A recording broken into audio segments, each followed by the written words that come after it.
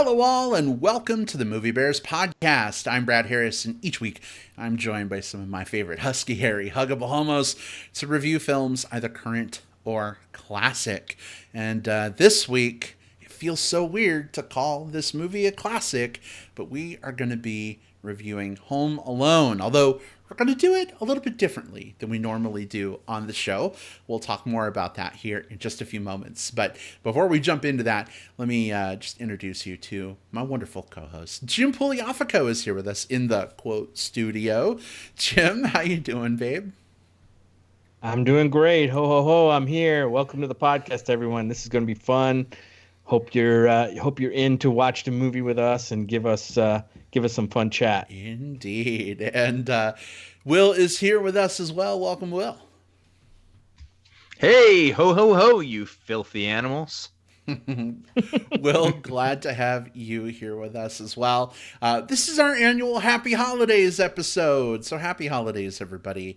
Relative, of course, to when we're recording the show. You may be listening to it at some undetermined point in the future that doesn't line up with the holidays. And you know what? If so, kudos to you. That's awesome. We got some folks hopping on with us in the live chat. Jordan Riley says, hey, Bears. Hey, Jordan. Good to see you.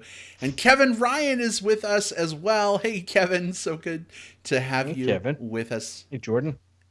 This week. Definitely a pleasure, guys. Hey. Welcome. So why don't we explain a little bit about what we're gonna be doing, and for that we're gonna go to Will, because Will, you're our great official explanation man. Why don't you take a little bit of a spin with our listeners and clue them into what's going to be going on for the next couple hours?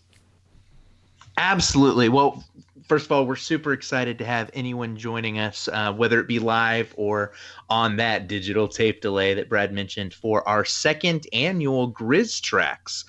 We did this once before with the movie Elf, and we're doing it tonight with the movie Home Alone, the 1990 version, not any of the sequels, just so that we're all on the same film here. And what we're going to be doing here, and I'll give you a couple of details on it here in just a second, but we're going to be watching Home Alone tonight. We're all going to be firing it up at the exact same time, and we're going to be just talking about it. And so those of you who are listening live, now is a great opportunity to get your copy of Home Alone ready. We're going off of Disney Plus so that we're all on the same platform and that we're all in sync. But if you don't have Disney Plus and you've got some other streaming platform, if you have a DVD or Blu-ray or something along those lines, hell, if you have a VHS, fire that bad boy up. What we're going to be doing here in just a moment is we're all paused right before the 20th Century Fox logo, right before the movie. And we'll do a countdown and we'll all hit play at the exact same time so that we're in sync. For those who aren't listening live, for those who are listening later, well, you have a little bit more lead time to get that copy of this movie ready to go. But either way, this will be a great opportunity for you just to listen along, and hopefully it'll be sort of the experience that we're hoping to provide for you, and that we're going to provide for ourselves at least, is kind of that of just hanging around, watching a movie, and shooting the shit with one another. And we're so happy that we get to do that with you all as well. Yeah. If you're watching with us as we're live, definitely jump into the live chat. We'd love to hear your thoughts as we go. We'll share some of those on air. And if you are watching through digital tape delay, jump into the comments on the Facebook post for this episode. We'd love to know your thoughts on Home Alone as well. So don't be shy in sharing those. That's right. And we're going to be jumping in here any second. So for those of you wanting to follow along, as Will said, get your media all queued up, whether it's a DVD, Blu-ray, VHS tape, or you're watching it on a streaming platform like Disney Plus. Get it brought up on the screen. Get it queued up at about, well, for us it's 0 seconds, which is right before the 20th Century Fox logo. You know, da da da da da da da da. So right before that. Get it queued up because we're going to be starting here in just a few seconds. I thought we were watching it. That was really good, Jim. Hopefully. And Hopefully we'll have some folks follow along with us. It's worth mentioning as folks may be scrambling right now to find their DVD or Blu-ray copy of Home Alone, and if you own one of those, that's awesome. But Home Alone is also available on all of, well, not all of, but some of the major streaming platforms. Disney Plus, of course, if you're one of those folks that's enjoying that service right now, it's available there. You can also get it on Amazon Prime Video, Vudu, and some other sources too. So if you don't already own it, or you're on a streaming service you're already paying for, you may, need to pay the $2.99 to rent it. But hopefully that will provide a fun experience worth $2.99. We don't charge for the show. Hopefully you won't hold renting a movie against us if you want to participate. Yeah, we won't charge for this one. Yeah. Or any of the other 346. 300, yeah, however many we got in the tank right now. Oh yeah. Man, that's so crazy. As we inch ever closer to 350 episodes, we're also getting really close to our 7th anniversary. Guys, that'll be happening, a little bit of a celebration on our Star Wars The Rise of Skywalker show coming up here very shortly. What is that, a week and a half? Mm-hmm. 2 weeks? Oh my God. I guess it's 2 weeks, right? 2 weeks until then. So, yeah, 2 weeks. Yeah. So just a quick reminder as folks are going to get their DVDs and find Home Alone on the streaming service. Would love to share some letters or messages from you folks. If you enjoy the show, and want to write in, give us something that we can maybe share on air during our anniversary episode, please send those. You can either message us directly on Facebook, Movie Bears Podcast, or you can send those messages to cast@moviebearspodcast.com. So feel free to send those items our way. Let us know what you like about the show, maybe a favorite moment. Even if you don't like the show, that's okay too. We're big boys. We accept constructive feedback. Jordan in the chat says, I was 16 when you guys started this podcast. Wow, Jordan. Whew, man, that makes me feel a little old. I'm just saying.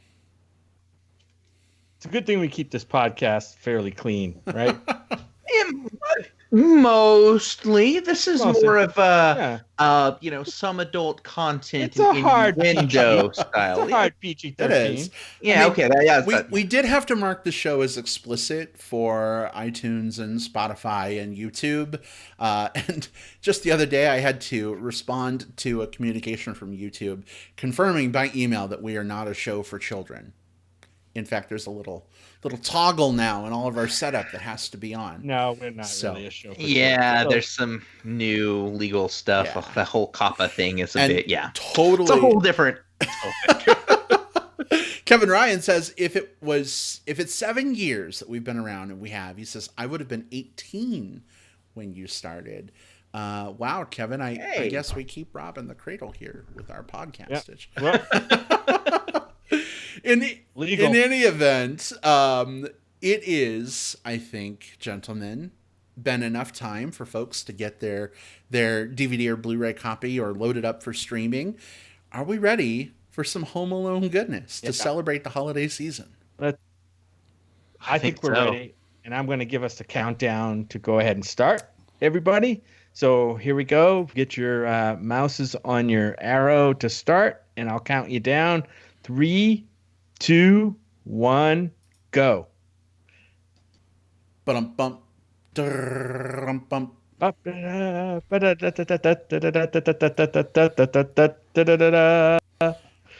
Yeah, that classic logo is awesome. John Hughes.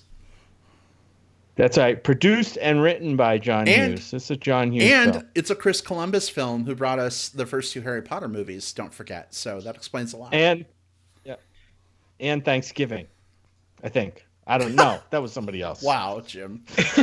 Well, it is interesting because, you mentioned Chris Columbus and working with the Harry Potter movies. But if you think about it, that is a franchise that's all about working with kids. And he really learned how to do that here with Home Alone. So we kind of have to thank this movie for Harry Potter in some ways. Interesting.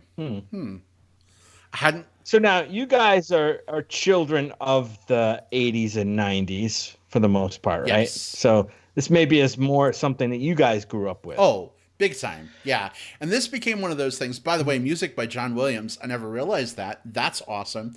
This is one of those movies that after it came out, we would just habitually put on at Christmas because it's such a great, sort of Christmassy themed movie.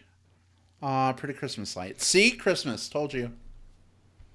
This is absolutely one of the first Christmas movies that I remember being a Christmas movie targeted towards me at my age group at the time that I was ready for it. I always thought of Christmas movies before this as It's a Wonderful Life and things like that. And here we have a protagonist that was, I was 8, 9 years old when this movie came out. I was about the same age as Kevin McAllister. Also, we had cans of paint and jump ropes in our house, so I always wanted to make some booby traps, but Mom and Dad were not a fan of that. Yeah, for reasons we'll get to, probably a good idea. Always great to see Catherine O'Hara in these movies. Oh yeah, I love that.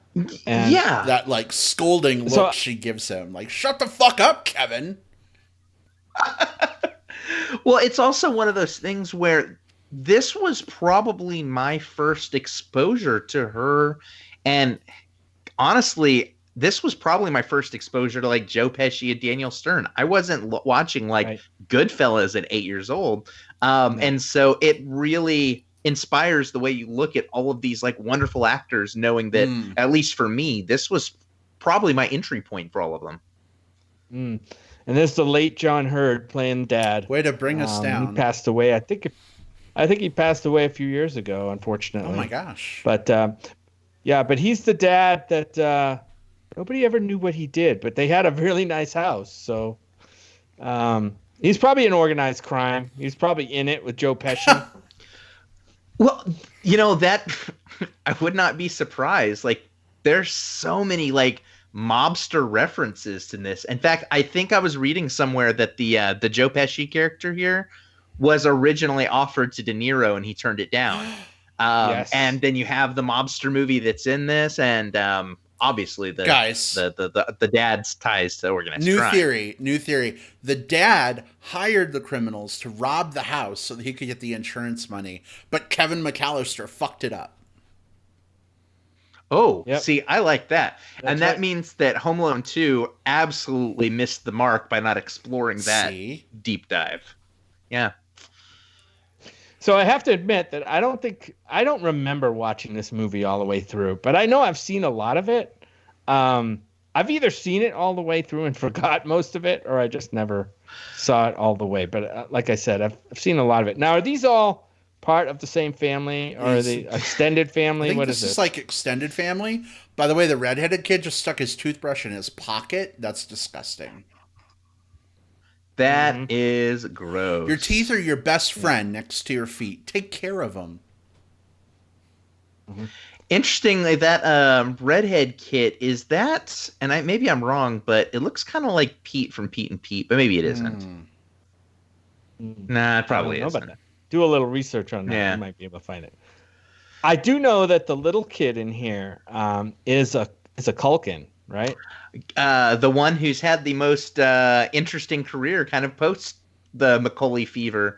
That's Kieran Culkin. He was in Igby Goes Down and Scott Pilgrim versus the World. He's been an active actor more recently than Macaulay, we'll say. Hey, why didn't you guys tell me that Biff was in this movie? Marty, do you think chicks shave their pits?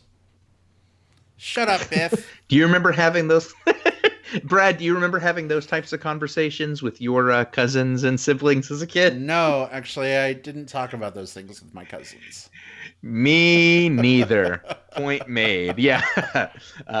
It's so weird and out of left field. Now, Jim, I got a question for you because, Brad and I were kids when this came out, but not to hang too fine a point on it, but you were older. You were an adult when this movie came out, and I think for me and maybe Brad, you as well, this was such a touchstone. And I know for a lot of people, this thing was 12 weeks, number one, went crazy, but I only know about that part of it anecdotally. I just remember it as that kids movie that I really liked. But you were there when it was out. Like, was this like, how big of a phenomenon was this, like, from your perspective? I remember it being pretty big, but I gotta admit that personally, I wasn't really attached to the phenomenon. Like I'll admit I was like almost 30 years old when this movie came out. So it wasn't something that I was clamoring to go see as a 30-year-old. I was dealing with, raising a family of my own and you're right. I think it was maybe viewed as more of that this would play to kids, like a kids movie. And so, I just, the whole phenomenon of it, I kind of caught wind of after it came out, and of course, as the years have gone on, it's become a classic. So, yeah. All right, who was that guy? That was what did they call him in the movie? He's the guy who they think is a serial killer, right? He chops up the bodies, Yeah. buries them in the yard, and covers them in salt. Yes. Yep. Ooh, so spooky. That fucking pizza driver just hit their statue. What are rich people gonna do, guys? When their statues I know. Sue him and get richer. Hey, there's your Kieran Culkin. These people look rich enough to order from actual Little Caesars, not Little Nero's. Like, come on. One thing that I really appreciate about watching this movie on kind of like I've watched it a bunch of times now, but like on a rewatch and subsequent rewatches, I like my first time watching this, again, I was like 8.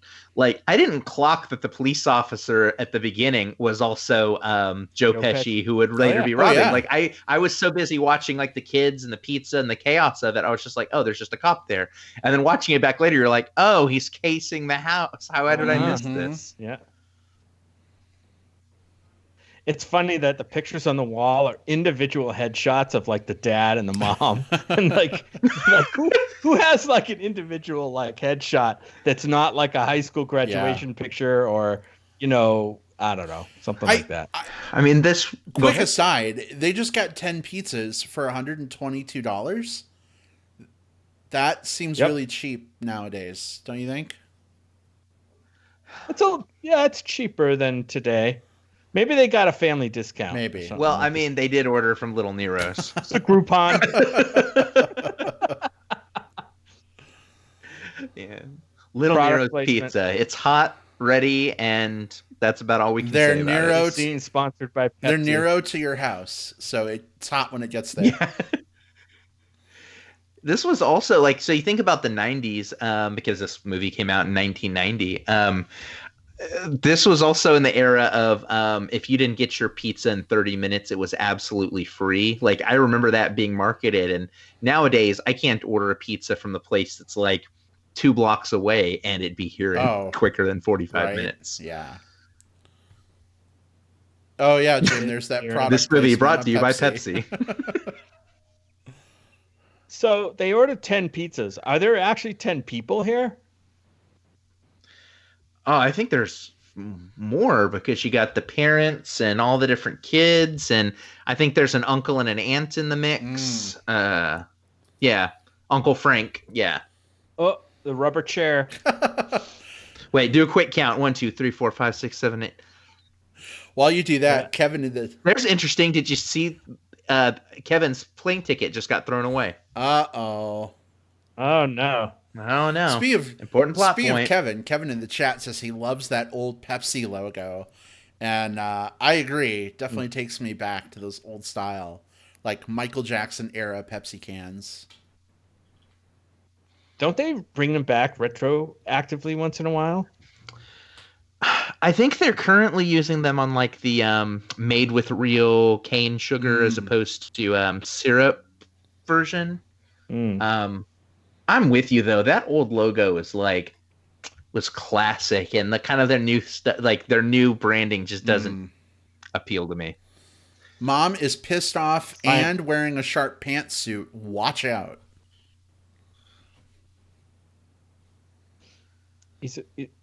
Because she didn't order more cheese pizzas, asshole.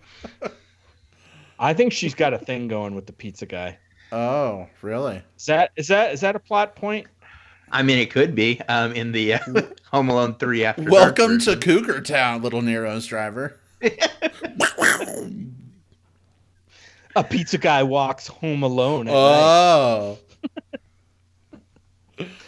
That fifth sequel that they had. Yeah. Guys, you mentioned is this a bad time to mention that I find cop uniforms really hot? I don't know. Is there ever a bad time to I mention don't know. that? Beefy. I mean, probably when you're being pulled over and being given a ticket. I suppose that would be a bad time, or getting arrested for. Or a really good time. I guess Mom is sending her kid up to the attic alone. Oh, You mentioned Pepsi reminded you of Michael Jackson, and I mean, the other thing that reminds me of Michael Jackson, I'm not going like a bad place with this, but is Macaulay Culkin. Like there were a lot of like they were friends and hung out, and I mean, there's obviously the other stuff which I'm not getting into here, but like I do remember that was like a big part of like Macaulay Culkin's like he went meteoric for like a couple of years after this, just in terms of like who he was as like a young actor, and he was sort of like. It was like him and Michael Jackson and Bart Simpson and the Pepsi, sort of like that was like 1990 as far as like my memory goes. yeah. I mean, that might have been how they actually met, because like Michael could have been like, "Hey, Macaulay, I'm doing a commercial for Pepsi," and he could have been like, "Oh yeah, that's cool, man. I was just in a movie that had Pepsi in it," and Michael's like, yeah, that's cool. You want to come over for sleepover? And then, then it just went. And then there. Michael's like, "So Jim, I'm chilly. Bring me a blanket." So Jim, I love your Michael Jackson impression. Now, quick question: if you were to do a conversation between Michael Jackson and Mickey Mouse, how would that sound? Oh, I don't know. I can't even. I think it'd be something like, "Shimon." Yeah. Oh boy. Huh, I do not remember that shot of like the wreath and the zoom in on the kind of the weird Santa. Like it's weird. Like I've watched this movie. I mean, this is probably like my 10th time watching it, and I'm noticing shots that I didn't notice before. Oh no, the power lines are down, guys. No power, no alarm clocks. What do you think's gonna happen when they have to leave in the morning for their flight? Disaster. This was in the days before we had pocket phones and that could double as alarm clocks, right? No, this before cell phones. Oh, I mean, yeah, this is 1990. Like this was, I remember I got my first cell phone and it was like one of those little like flip over tech phones, and it was like 98 or so, 97. So yeah, this was. I totally have closed caption turned on while we're talking, just to help me, Yeah. As they're all running around, the caption was parentheses clamoring, and that's like the perfect word for that. I'm just saying, I clamor a lot when I oversleep. Another annoying kid.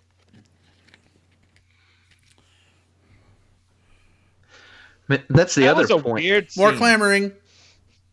clamoring. Clamor to the vans. Oh.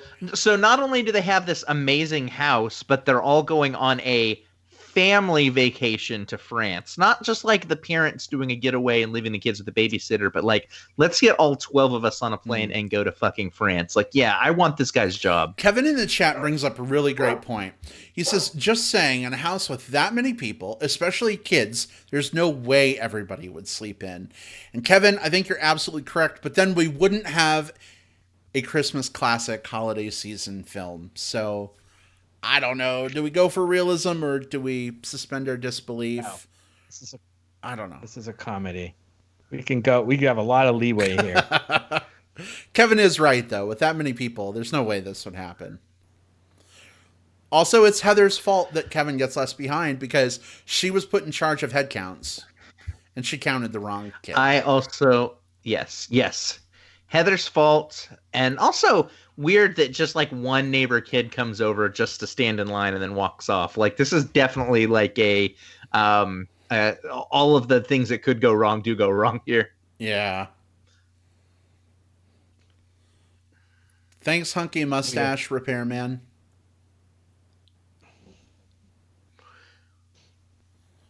So the McAllisters are going to France here for their Christmas, and I guess the question I've got for the two of you is, have you ever done any traveling for Christmas itself, or do you normally do like Christmas at home or with family? Ooh. Like, what's the like destination Christmas that you've had or in the past? I mean, together, we've done a couple things. We've gone to San Diego, leaving on Christmas Day. This year, we're renting a cabin up in Pine Top, Arizona, where it's nice and snowy, which we don't really get in Tucson. Oh, wow. We're heading up Christmas morning, and Kevin Ryan in the chat is going to be with us that week. So, oh, wow. Yeah. Lots of movie watching going on. Yeah.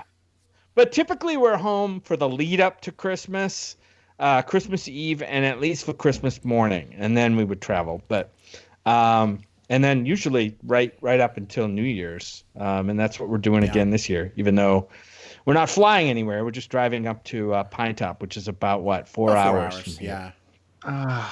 That's so exciting. That's so exciting. I can't imagine like definitely this type of trip, like going overseas for the holidays sound like to me like that feels very like exotic and in like a good way. Like, you know, I need to add that to my bucket list. How about you, Will? How about you do any holiday Christmas travel? Yeah, interestingly enough, not a ton. And I think it's because we've always you know, growing up, it's always been like me, my sister, my mother, and my grandparents, and there were all of like the uncles and the cousins and stuff, and they lived in other areas, and so it always made more sense for travel time. They would all come to us, so we would always have these like, you know, like the chaos of that Christmas morning makes 100% sense to me. I've had Christmases that are 12 adults and like 16 kids, all like just absolutely making the house hell. But it's almost always been sort of here, like them coming here to make that happen, as opposed to us traveling out. I see. Yeah, that's good. Miracle on 34th Street, guys. That's right. I just plugged that movie last week, not even realizing that it was going to be in this movie. Oh my God, that movie is famous. Right? That was my best Tony Collette Knives Out impersonation. He's going to turn it off. He obviously doesn't. He obviously does. You know, Kevin doesn't appreciate good movies, apparently. Well, I read a tweet about an article about that movie. Oh yeah. Oh, and they're traveling first class. Oh, they sure. Which with all of the different kids that they've got back in coach, like these are some relatively intelligent parents, minus the whole like leaving a kid. They're behind also thing. like fucking asshole parents for having their kids be back there and uncontrolled by adults. Just saying. And we've seen how these kids act. Like these are not like they're not a church choir of kids. Like they were an unruly mob. Like they are absolutely kicking someone's chair back in coach. So Kevin is now realizing. I think he's slowly starting to realize that he may be missing out on the trip to France. Whatever that is, at his age. Does she really put her fucking night robe up on a mannequin? Wow. They have a cool tarantula. Can we have a tarantula? I wonder if that tarantula is going to play a part in this movie later. Do you really want a tarantula, Jim? I don't know. I mean, if you could keep it so it doesn't get out and the cats don't kill it and I don't have to look at it, sure. I mean, I have to say, and part of this is my bias coming through, but like when I picture like, oh, we live out in the desert, like I would just imagine that like you guys are already friends with like a ton of tarantulas, like know them by name. We had like we had a giant tarantula in the house several months ago. His name was Gary, but we relocated him, or rather Jim relocated him outside while I was standing on a chair in a corner going, ah! Scary hairy Gary. I like it. Oh, the boiler evil haunted furnace. You know, rawr. Yeah. What kind of a furnace does that? It's Well, it's interesting though because this movie definitely plays off of like, how big and weird and scary it is, and also fun and exciting it is to have the rule of the roost by yourself. I remember again, like this movie for me was as a kid almost like wish fulfillment because when you grow up and you've got your parents and parents are going to give you rules and are going to give you structure and all of those types of things, and just the idea of like, I made my family disappear. I'm home alone. I can do whatever it is that I want without like supervision. I can eat as much sweets as I want. I can stay up late. I can watch what I want. Like for me, this was like the dream. Yeah. Like you kind of wanted them to, like your family to plan a trip to France and just like everyone would sleep in. You wanted this experience. By the way, so he runs outside and checks the garage for the cars, and the cars are there and the garage doors are open. So they also forgot to close the garages before they left. So they're just... Oh, they figured Kevin would close it. They're asking to be robbed. That's a really good point. Like if there's any question like why the Wet Bandits chose this house, like it's not just the fact that there's like a lot of wealth and all of that, but this is an easy mark of a house. Oh, yeah. Playboys. Oh, he's into the porn This is stash. getting into weird territory. This is his brother's porn stash? Oh, no. Are we really looking at an 8-year-old child rifling through Playboys? Oh. He just No looked at a clothes on cigarette anyone. ad and he... Junior Mints.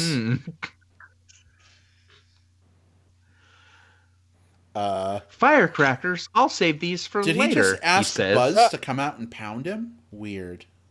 Yes.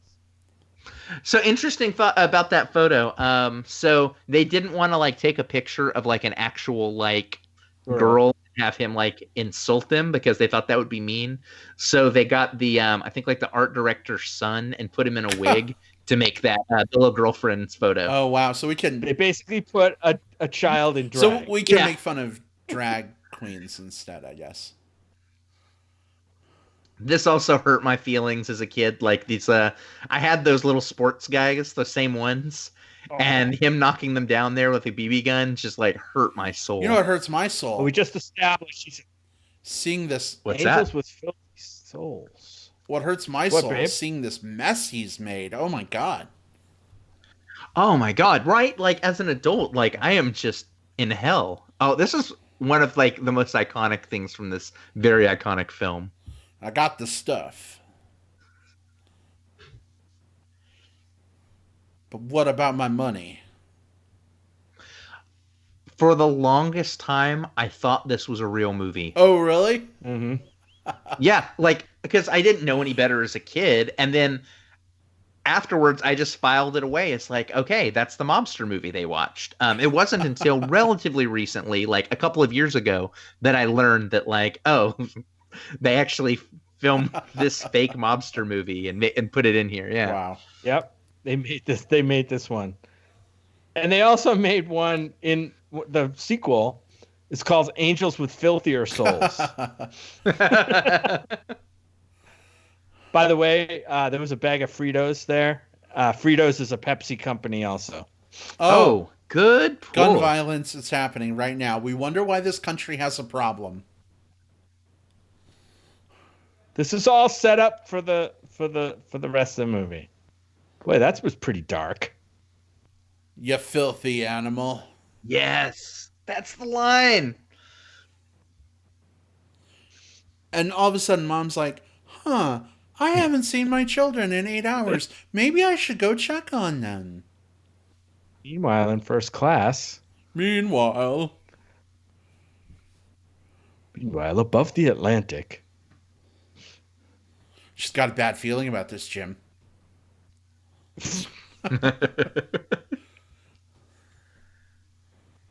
Did we close the garage door? Yeah, maybe. Go ahead and check the app real quick, and if not, hit the button to close the garage doors.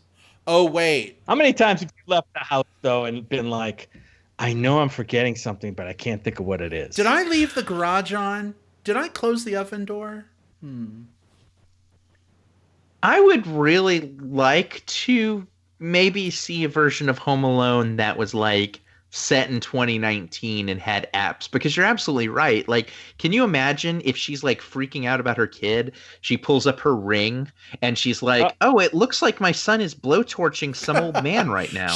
She like opens up her phone, opens up the Nest app, and there's Kevin fucking like going crazy. So there's no way this toboggan is going to make like he definitely slam into that wall. Look at that wall right there in front of it.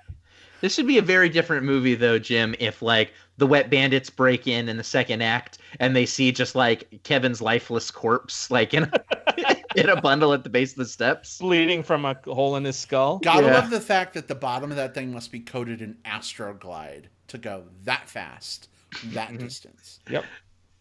And where would they have gotten that? From Mommy's drawer? From Mommy's drawer? Yeah. Have you ever live in a house with a staircase that you could kind of like slide down? No. So that is so much fun.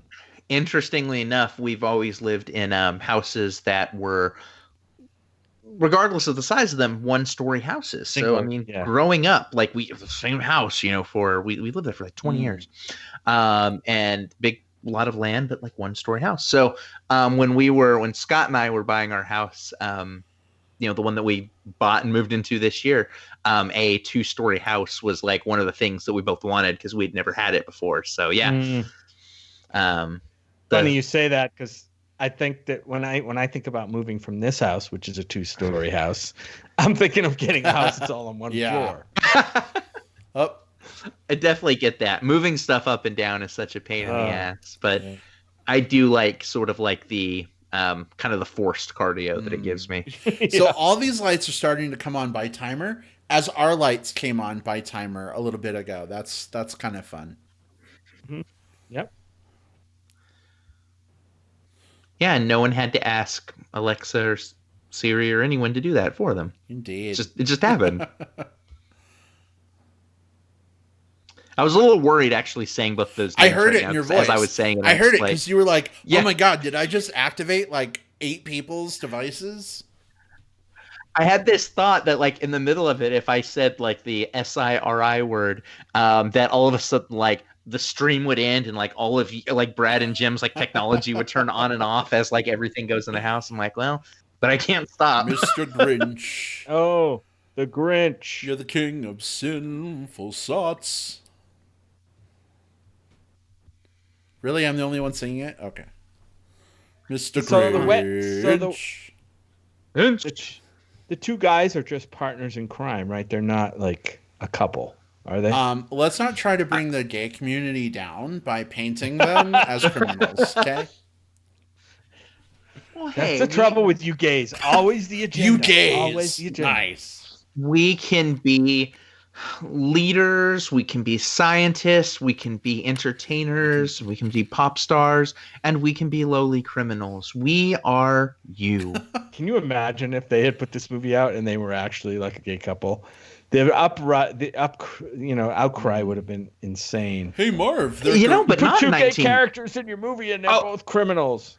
Well, see, I think that in 1990, I think the fact that they're both criminals would not have. Unfortunately, would not have been an issue, right? Like, I think more than anything, the fact that they were gay to begin with, like, they would look at it as like, oh, this is scandalous. Why would you put that in a kid's movie? Right. All right. Kevin says, let's ask the real questions. Who's the top? There's no doubt Pesci is the top. No. You think so? Yeah. Oh, yeah. I think so. That's what walk me through it. I mean, powerful fire plug body, and the other criminal is very tall. He's got those lean, lanky legs that go up on shoulders really well. I think it just makes sense. Well, put it this way. I don't know who's the top, but it's definitely, if it's a dom sub relationship, I know who the daddy is. Let's put it that way. There we go. We at least know what the power play dynamics are. Give me that crowbar, boy. Or maybe they're both. Maybe they're switches. You know, maybe they're both like masochist bottoms. And just when this whole thing goes sideways in Act 3, they're just like, you know what? While we're here, like getting burned and cut and crushed, like, I don't know, Marv, are you kind of enjoying this? I think I am. So did that group of filthy Americans just rip They the did. phone out of that French They woman's did. They're hand? fucking entitled rich assholes. They're like, hey, sorry you were calling your grandma who's about to die of a heart attack. Give us the phone now. Yeah, I want to watch that. I don't want to watch that movie, Wow. but I mean, it might have been entertaining. Jordan Riley in the chat says the bear is always the top, by the way. Jordan, I like you. I adore you, but I disagree. I've seen many porns where the bear is the bottom and the twink is the top, which is a little interesting. But yeah, there you go. I'm down I to have to equal say- opportunity toppage. I have Growler, and I will say that anecdotally, they're all bottoms. Austin is pretty full of bottoms, I gotta say. And I'm happy about that. I love that about Austin, but it's true. It's the killer, Shovels McGee. Here it is. Ready? No. No, not the face you're thinking of comes later. Like that's during a montage. Gotcha. You're thinking the hands on the face. Yeah, why was I thinking it was at the beginning when he realized that he was, he got left behind. Well, he gives good like facial expressions. He's to good this face. movie. Like he gives good face. But like these crazy big facial expressions, like you kind of get why Macaulay Culkin was like hot shit for a little bit out of this, because I mean, yeah, the movie's fun, the score is great, the all of the different adult actors are just killing it, but this kid is just here. He is just like lightning in a bottle. Yeah. Like you get why Macaulay Culkin was huge. Can you imagine having to call the police and explain to them that you left your 8-year-old child at home by himself while you flew to Paris? I can't imagine what that would be Would- like at wouldn't all, they- for a lot of different Wouldn't they reasons. arrest her for child neglect? Nah. You'd call a a relative or a friend and say, "Hey, go over and." Well, that's actually a super good point. Like they obviously know the neighbors well enough that the neighbor's kid can just come and like fuck around with their house. Like they have to know people in their but community. Here's like, the caveat. Joe Pesci just told us Uh-huh. 3 minutes, 21 seconds ago that 5 other houses around the McAllister house are empty because they've all gone on vacation. So their neighbors may not be home. There's got to be fair, but they've got to like. You can't. That's a convenient plot setup. It's a convenient plot, and also that like this person who's like or this family that is like wealthy and and I guess in theory connected and stuff like that just has nobody else in town that like can watch Kevin. Woof Cop Daddy, hello. So Brad, you were saying something at the beginning of this movie about cop uniforms. yeah. Would you mind refreshing my memory? How much I fucking love leather cop uniforms? How hot they are? I think it was something like that. I think it was something like that. Yeah. I may or may not also have a thing for nightsticks, but that's neither here nor there. Something tells me they never left Chicago O'Hare Airport for filming these scenes. They're like, quick, gosh, quick. That is such a good point. Like in my brain, like I never really thought about that until now. Just like movie magic and stuff. You're just kind of like, oh yeah, they're in like the Paris airport or whatever. Like yeah, of course they didn't fly the whole cast over just to film some. They're like, let's scenes. just add a little like bokeh to the shot, put some baguettes in people's hands, put some stupid hats on in the background, and use really bad accents. Boom, it's Paris. Mm-hmm. The seat will open up. And I could definitely tell from one of the shots earlier that it was Chicago O'Hare with the, they have that vaulted ceiling, like the skylight ceiling. Yeah. Babe, Jordan says, Jim, I guess we know what you're getting for Christmas. I want those pics. I think that was in relation to the nightstick comment, Jordan, maybe? I don't know. Oh, really? Wow.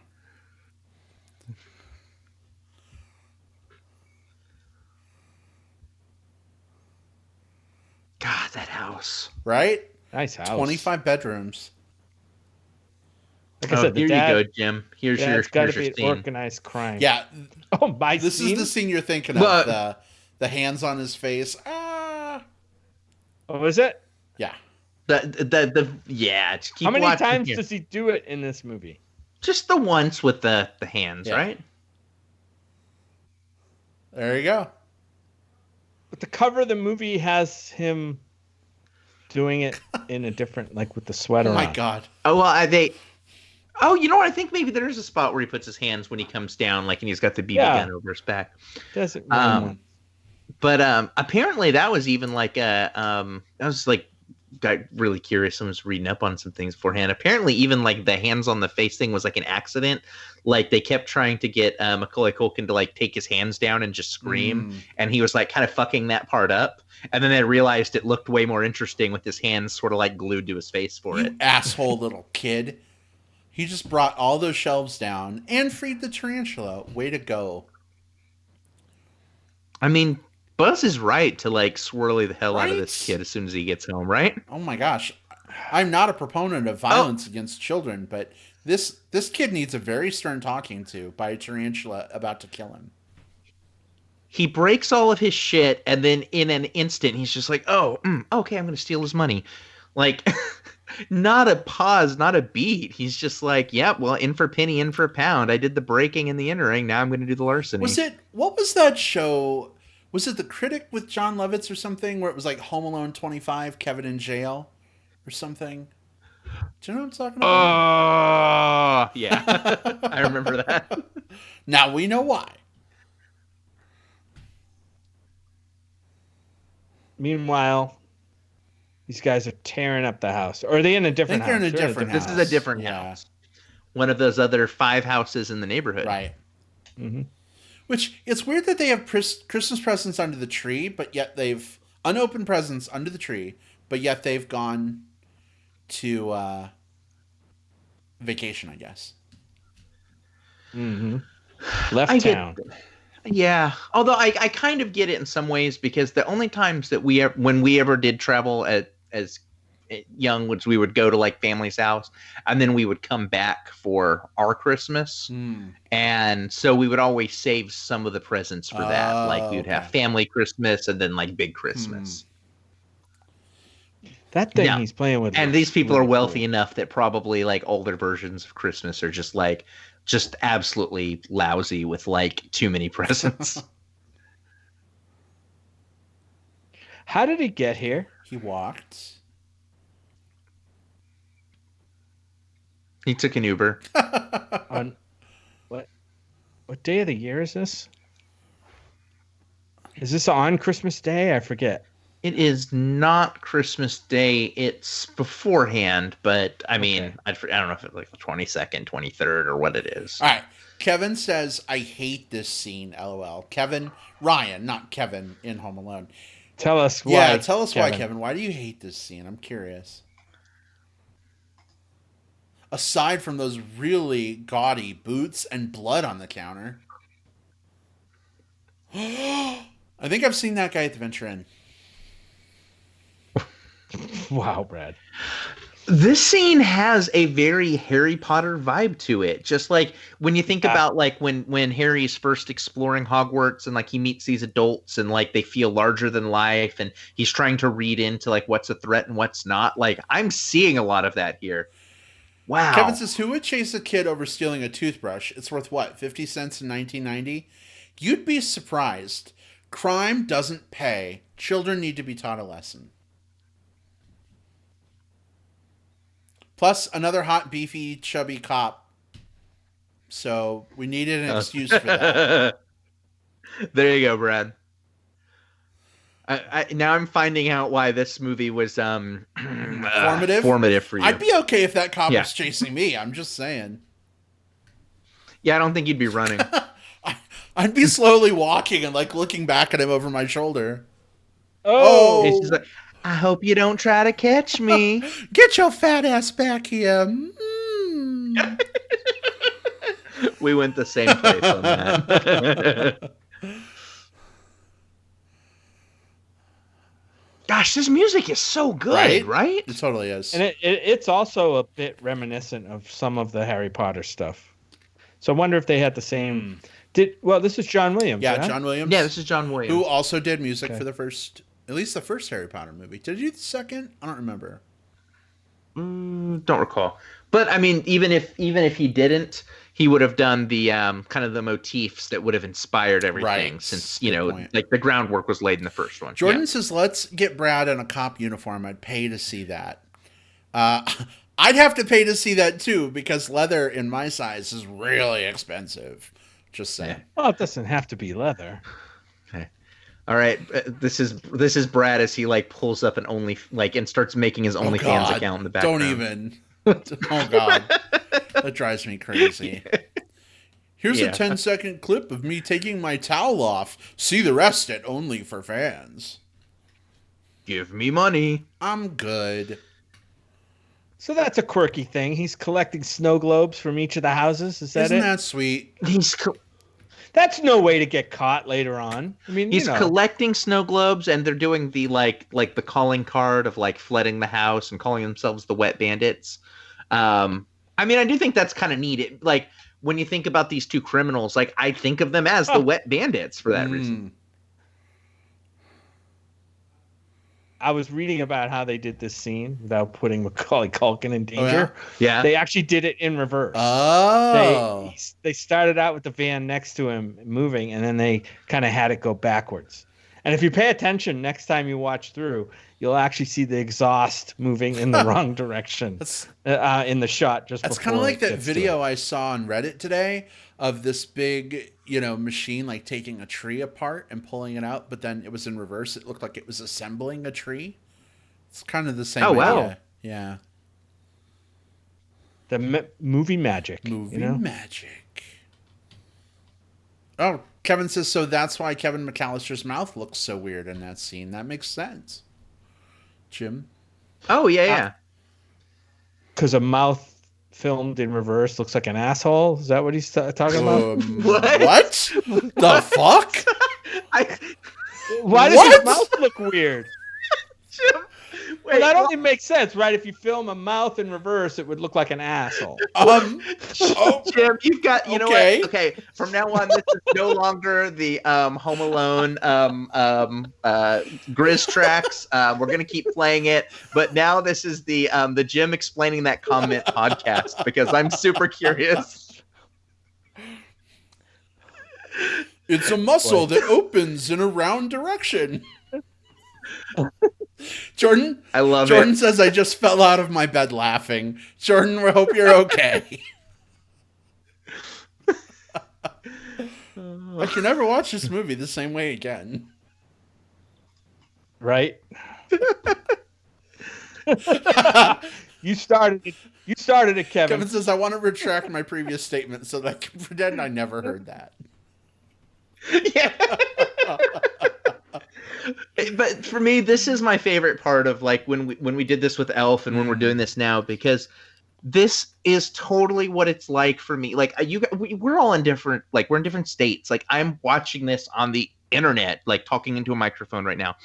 But this would be like if you guys came over and we grabbed a beer and we had some chips and salsa or whatever, and we were just like letting loose while watching this movie. Like I'm totally like I feel closer to you guys for doing this, just because I feel like we're in the same living room, even though we're not. So much fun. It is. Because you can't really, I mean, you could do this in your living room, but you can't obviously do this when you're watching a movie in the movie theater. Right, yeah. Or people do, but please don't.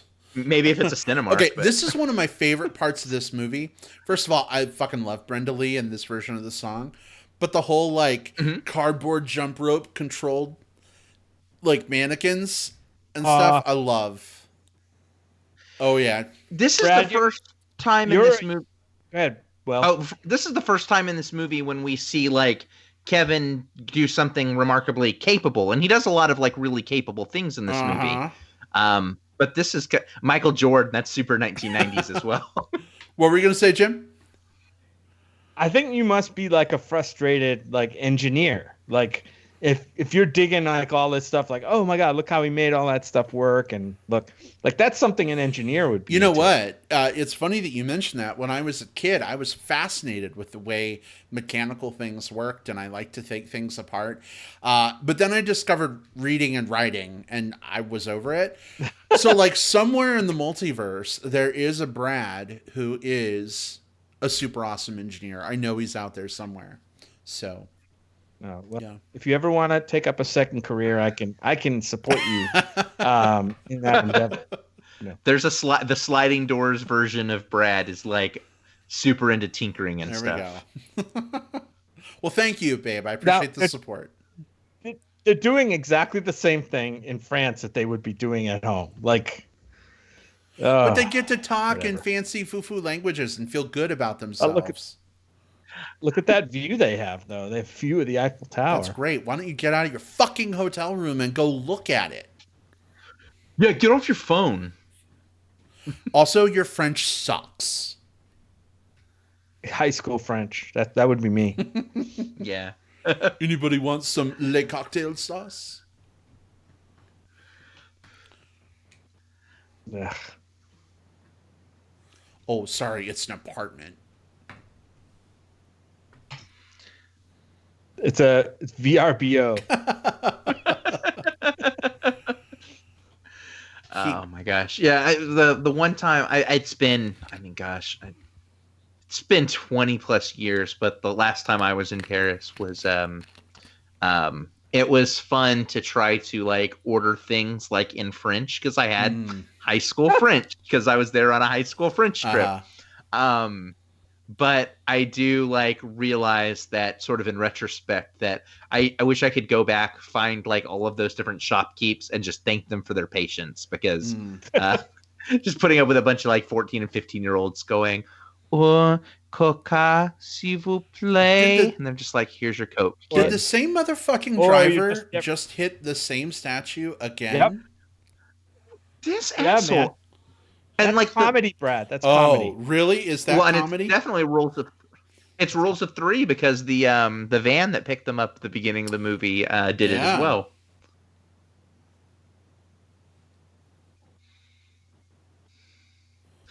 Don't you got to pay for it? Oh, see?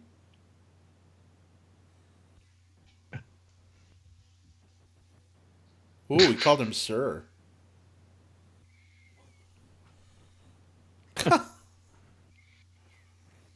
Oh, Kevin says the driveway's icy. That's why they keep hitting the statue.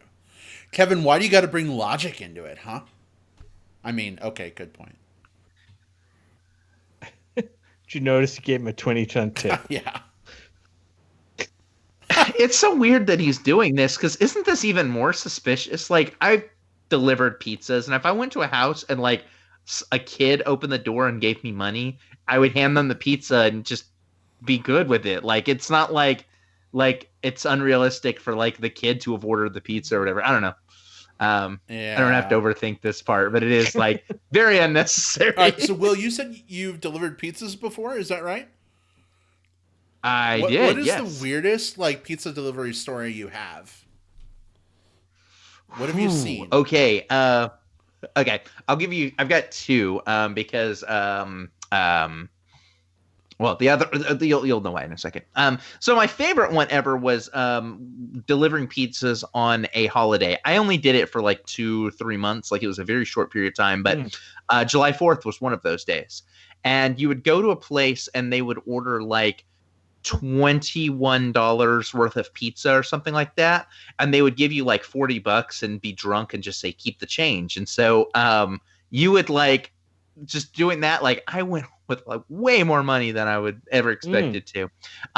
But the other one, now here's an interesting story. I did training with this guy who is this big beefy mustachioed guy who did my training.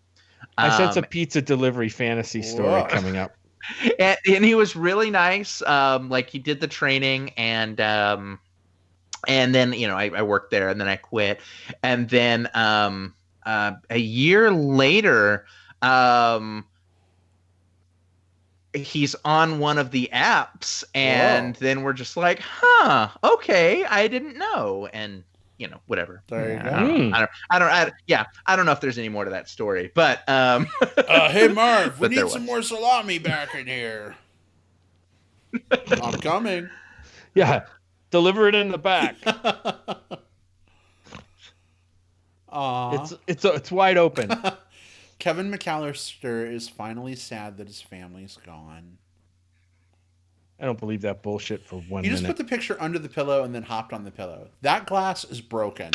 Yeah.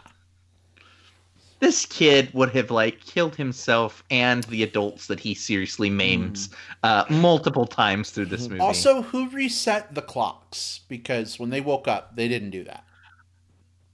Oh my God! Good point, Brad. That is a really good point. And this movie's bullshit because what 8-year-old kid being left at home, even for a few days, would fucking take a bath or a shower? Seriously. He used actual soap on every body part, he said. I think I had to be told to fucking, take a bath or a shower when I was a kid. There you go, again. I guess so, yeah. Oh, look, the tarantula. I undercounted how many times he does that in this movie. Now he's at the supermarket. Where's he getting all the... Oh, right, he stole the money from Buzz. That's right. He stole Buzz's money. He's Ubering. Why didn't he just order groceries from Safeway delivery through the app? Come on. I mean, why is he not picking up some Uber Eats? Right? Oh, this must be a girl. Get those saffron noodles fucking delivered, man. Are saffron noodles a real thing? I don't know. I think it is. Okay. So she's staring at him suspicious, like, what the hell is this kid doing buying groceries? Again, this is another one of those things where I've gone into the store and picked up some groceries for my parents as a kid, and it never flagged anything. Oh, Kevin Ryan in chat says, what kid wouldn't grab the chocolate milk? Most unrealistic part in any movie ever, and absolutely. Yeah. Also, you can tell that this is 1990 and not 2014 because he grabbed a thing of a container of Tide, I guess, to do his laundry as opposed to the Tide Pods. Plus, all those groceries were $19.53 instead of $90.53. Yeah. She's grossed out because he's wearing 3/4 of a bottle of Axe, aftershave or whatever. Why do you smell like Old Spice? Yeah. Why is she asking all these personal questions? Lady, there are privacy protection laws in place, okay? May I speak to the manager, please? Yeah, my name is Karen. Give me your manager. How did he get those bags to rip exactly at the same time? I imagine he was dragging them across the sidewalk because they were so heavy. Before that. Yeah. Moment. I want to know how what the prop process was for doing that for the film. Jordan says, I want to know, did he have some Tide liquid for dinner? That's a good question. I mean, so I sort of get, going to your previous point, Jim, okay, kid's home alone, and he's trying to do the whole, I'm an adult now or whatever thing. Okay, I get the taking a shower. I get the, trying on, dad's aftershave but I feel like I'm also going to do my laundry is, the most realistic part of that. Yeah, that's a step too far, right? Plus, he's only been a couple of days, so it's not like he's worn through his entire wardrobe. I mean, have you seen their house? He probably has, here's the thing. Closets upon Did closets. They take his luggage, though? Because maybe a lot of his clothes were packed. You know what I mean? Yeah, that's probably a pretty good point. That's a good point. Or at least his favorite clothes. Right. All right, so now here we go. And he's washing dishes, too. Well, isn't he trying to atone for his sins so that Santa will bring his family back or something? There were a few movies that sort of happened around this era that were about kids having to suddenly be adults. I remember Don't Tell Mom, the babysitter's dead, Yeah. had like a similar vibe of like, we're home alone by ourselves, and now we have to like, let's go crazy, but now let's actually be like responsible and mature. Hell, I think part of like Blank Check, the movie where like the kid gets $1 million, like he has to start being responsible Blank at a certain Check. point, I forgot about that movie for a reason. is probably on Disney Plus, right? Probably. We have access to it. That's great. Probably. Are we watching that one? No. No, please no. That'll be our next GRIZZ track. Before I pump your guts full of lead.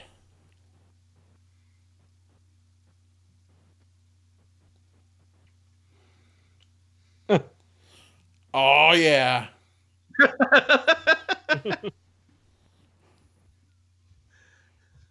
Gun violence is so funny. God, this movie is so much fun. Like, just the scene here is so good. It's so silly, but so good. You filthy animal. And it's interesting too, like, you know, if we've got this like okay, growth arc for Kevin, like he was afraid of the furnace and now he's like, whatever with it.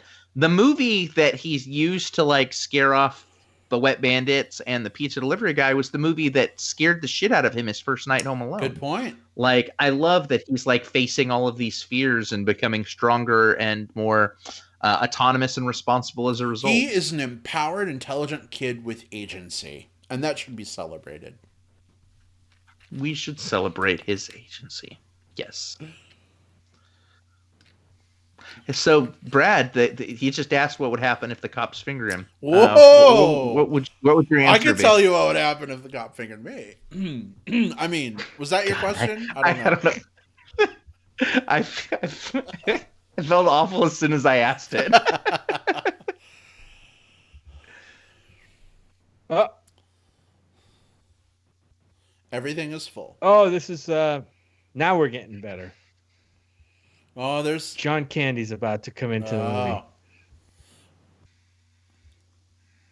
Who's the hot bear? Two people behind her. Woof. Ooh, Beautiful nice. beard. Apparently, Young there's Michael a fan McDonald. theory online that's supposed to be Elvis, like faked his death. That's Elvis Presley.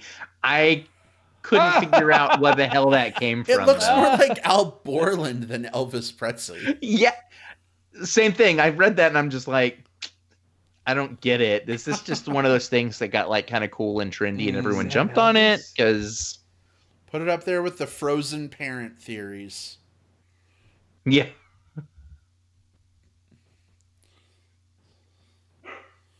Yay, John Thank Candy. goodness the 610 Stompers are in the background.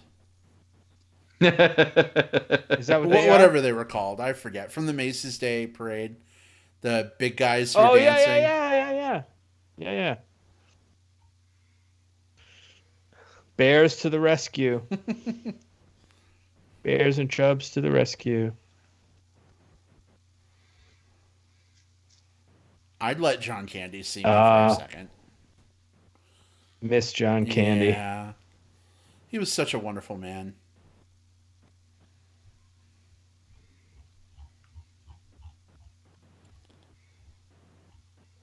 Polka! Polka King.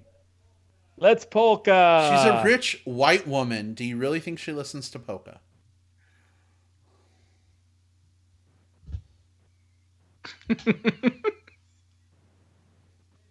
They said he improvised almost everything that he put in this movie. Really? Yeah, because he could only give 1 day of shooting. He did all his stuff in 1 day, Wow. one long day. Huh. And because he was getting paid less than the pizza delivery guy in the movie, for here the director said, "Well, I'll let you ad lib a bunch of lines instead." How do you like and the it's fact great. that he's like explaining what he does? Oh, woof. And she's like, I'm sorry, did you say you could help me? I don't care about anything regarding you except what you can do for me. That's telling. Yeah.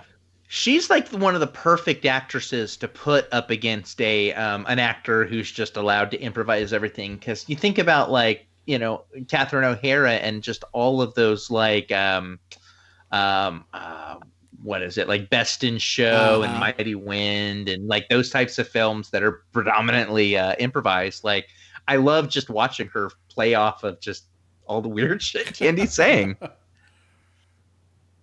Kevin says, so I gotta you have to pay for your pizza. I know. What you gotta ask? I gotta ask Kevin and Jordan. Like, how many times have they seen this movie before? Ooh. Is this a movie that they've watched? All right, boys. How many times have you seen it? Imagine me in aviators and a leather cop jacket. Telling you to answer the question now. How many times have you seen Home Alone? Aw, he got his own Christmas tree, guys. I'm confused. Did they not have one? I forget. I guess I'm trying to. Maybe I missed something, but he's putting up another tree apparently. All right. Kevin says he's seen the movie dozens of times, and because of his name, he's heard the quotes his whole life. Oh, yeah. That makes sense. And now, every time I see you walk through the door when you visit Kevin, I'm going to go, Kevin! There you go. Kevin! And it's Home Alone. Jordan says at least once a year or more is his frequency for watching this movie, guys. So there you go. Wow. I don't think I've seen this movie in at least 10 years. I love it, but it's been a while. It's probably been that long for me too, and I think that's why I'm so glad we picked this one, because it's something that like all of these scenes are so familiar. I've seen this movie so many times, but I don't know, just since I haven't seen it as much recently, it feels like I don't know, like nostalgic, like dusting off like a photo album or like putting on an old comfy coat. Like it just feels very right. I just put this movie on my movie watch list for the year. Yeah. The movies that I've watched. I know it's not near as many as you will, but it's 250 for me. Oh, wow. Big milestone. It's a good milestone. Yeah. Like, yeah.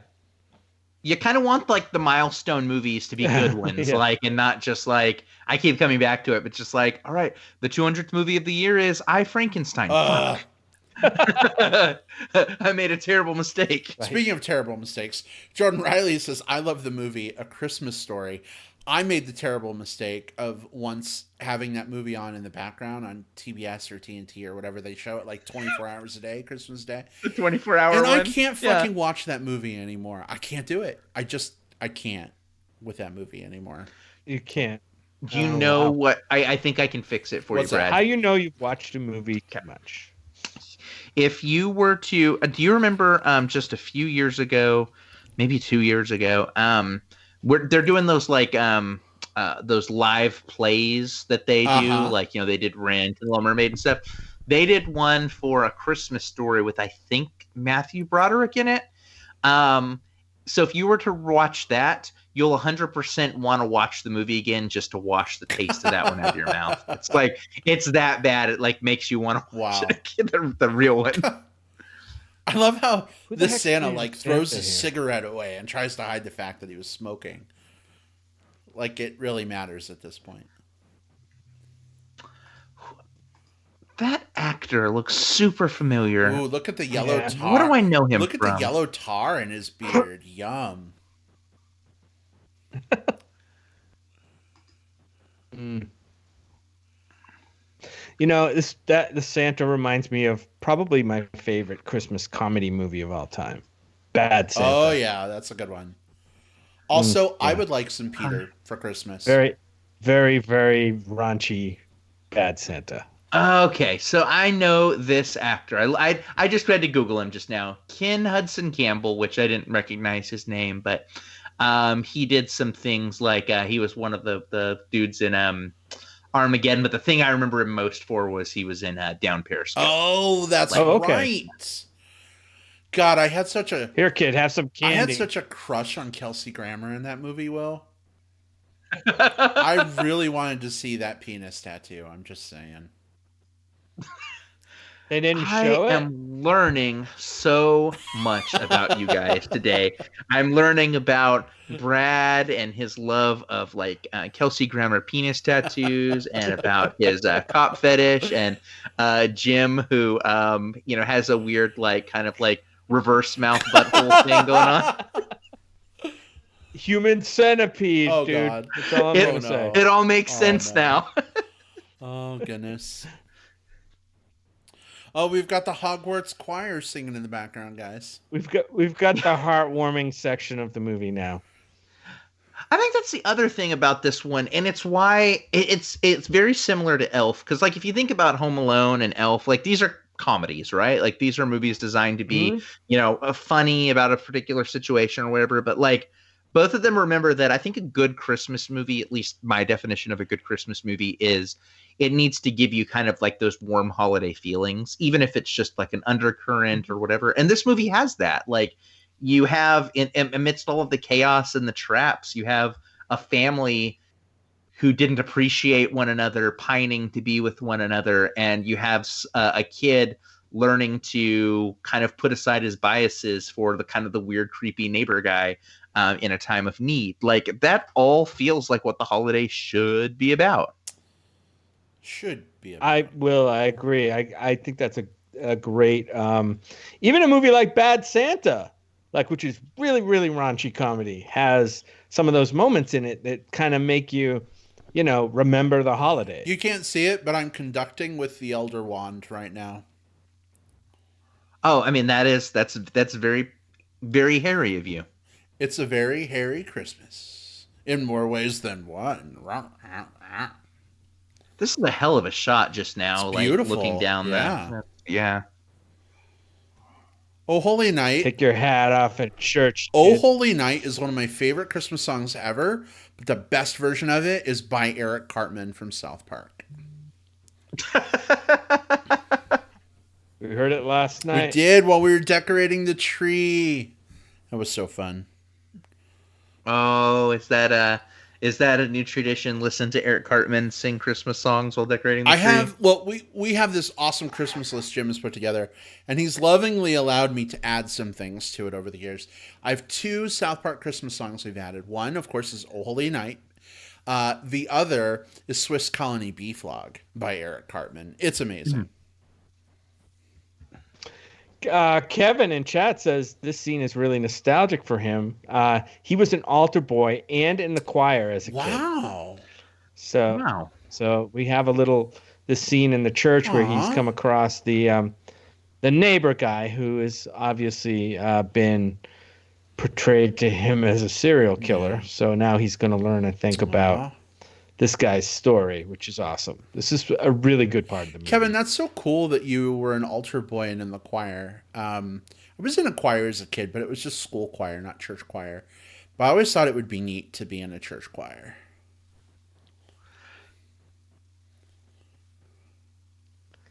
Except for the church part. Yeah, it's similar experience in that. Like I didn't have the church experience from it, but did a lot of like show choir as a kid. And so and after high school, I did like 5 or 6 years of madrigal dinners, which were sort of Christmas themed dinner and performance and song shows that we put on. And I mean, we put it on through our college and kind of in, the community there. But then we would travel to different churches in different areas and do stuff. And so I did more of the performance part of it. But it was always such a warm feeling because, even I'm not super religious at all, but it was always such an inviting experience. Just everyone there just to sort of enjoy the holidays through, watching a bunch of 18 to 22-year-olds just like putting on a little show. It was, I still look back very, very fondly on those experiences. Something that the serial killer guy in the pew right now is saying really hits close to home.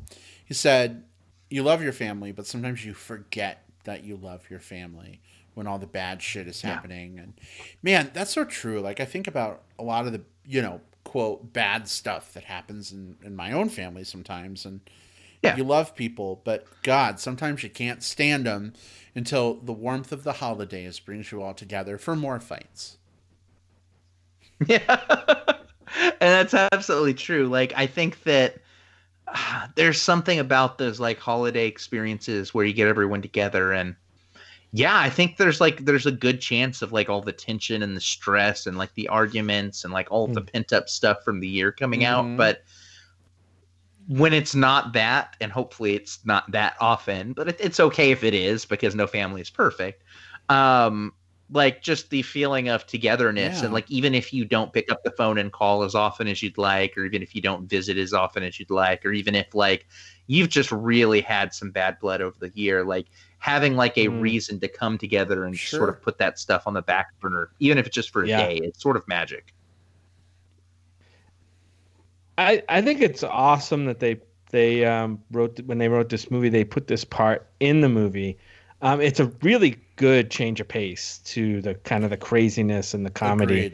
It kind of comes at a moment where we kind of reset things a little bit, and we're setting up for the finale of the third act coming soon, probably. But I like this kind of switch in tones in this part of the movie. An interesting fact about it is this switch in tone was not in the original script either. That's something else I was reading on this. Like, it was when Chris Columbus started shooting it, he said, I need to put more sentimentality in it.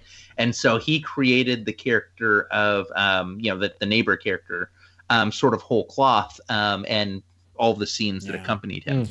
It's interesting. I know we're watching the original Home Alone right now, but I actually like Home Alone 2 a little bit better. And it's funny, like in that movie, we have the kindly homeless pigeon lady rather than the serial killer guy. And I don't know, there's just something about these like sentimental characters kind of thrown in at the 11th hour before the main shit goes down that, I don't know, kind of makes you appreciate it a little bit more, I guess. So I didn't see that movie either. So in this movie, the guy who was made out to be a serial killer is actually a really nice guy. And in that movie, she starts out as a really nice pigeon lady, but is a serial killer. Is that right? No, I mean, that would be a hell of a movie. That would be a good movie. She's like a homeless lady with like she's like the bird lady out in the park. And except she has a hatchet fetish. Yeah, well, it's less that she's a serial killer. I think like the difference in that one is like here he's afraid of the guy, and I think in that one he almost is like, well, I mean, I guess afraid of her, but like in the way that like kids are afraid of like homeless people. It's like almost like a like a not understanding their plight type thing, and he has to learn about that. Like Kevin gets some really good life lessons in some really unconventional ways. I just wish I could have the Trans-Siberian Orchestra play when I'm running from house to house. That would be cool. Well, I would just have to encourage myself to start running to get the orchestra to play for me. If it only plays when you run, I've got a problem. Yeah. So, question: is it really convenient that like the crooks waited till he was home to try to break into the house, or what? Yeah, that's a different movie. If like he sets up all these he was traps. just at the church for a half hour. Here's the thing: he knew they weren't coming back till 9. He heard them talking. He's been planning. Yeah, but that is a different movie. If like he sets up all these traps and he's like, "All right, done, tetanus shot. Ouch, done," then he turns around and they're standing there with knives. Kevin Ryan says, also, this is the first scene where Kevin is really shown to care about others. At the beginning, he's the spoiled brat, even wants his family back, is at least partially for selfish reasons. That's a good point too, Kevin. Yeah, he didn't want him back because he loves them. He wanted him back because he was alone and afraid. So this is some growth for him. Oh, tarantula. I wonder how many tarantulas they actually use. This is Chekhov's tarantula, guys. It is Chekhov's tarantula. And now I want a microwave dinner. I do too. I'm so hungry. I've been doing this low carb thing lately, and the hunger has hit. And seeing all these like gingerbread cookies and holiday cakes is not helping. It's a rough time of year It to is. try to go through that. I'll go to the back door. Maybe he'll let me in. They know a lot about back doors. Oh. And here he's got his dinner of mac and cheese, which I think is probably even worse. Yeah, Brad, Brad. don't Oh worry, Brad. no! Don't worry, Brad. And a glass of milk? Are you fucking kidding me? Oh, at least there's symmetry with the angel candelabras. It's not as bad as a Wes Anderson movie, but it's there. It's 9:00. It's time. Better hurry and eat your Kraft mac and cheese, Kevin. Eat your mac. What? You don't leave your mac and cheese? Oh, I'm even more mad. Here we go.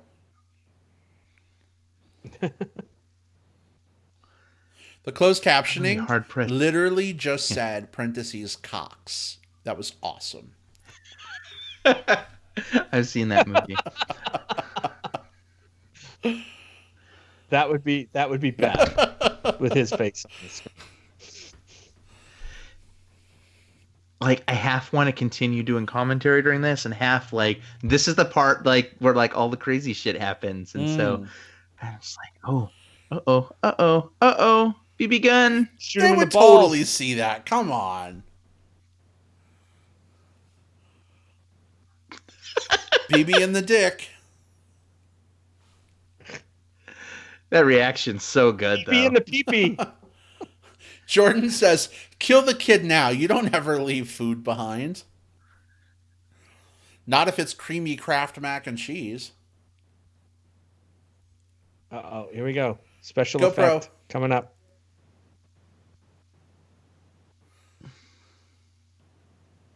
So apparently Daniel Stern like broke his nose doing that scene.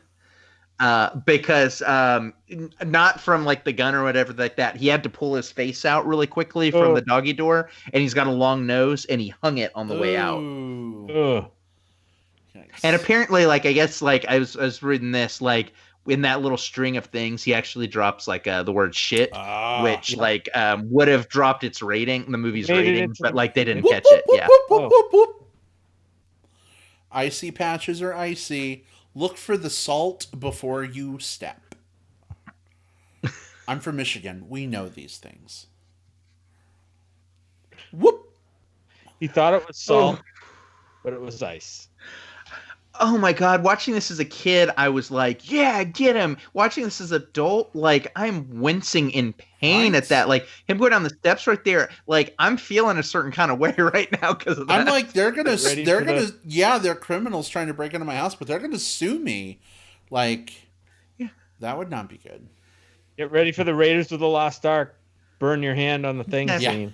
I mean, bare minimum, he's going to need some icy hot for his back. Icy hot. Yeah. I love icy hot on my back. Oh God. Oh, ouch. Just don't put icy hot on your back and then do other things, because the sensation, might be weird in places that aren't your back. Uh-huh. But noted. Yeah. Noted. Just, take one from old Brad.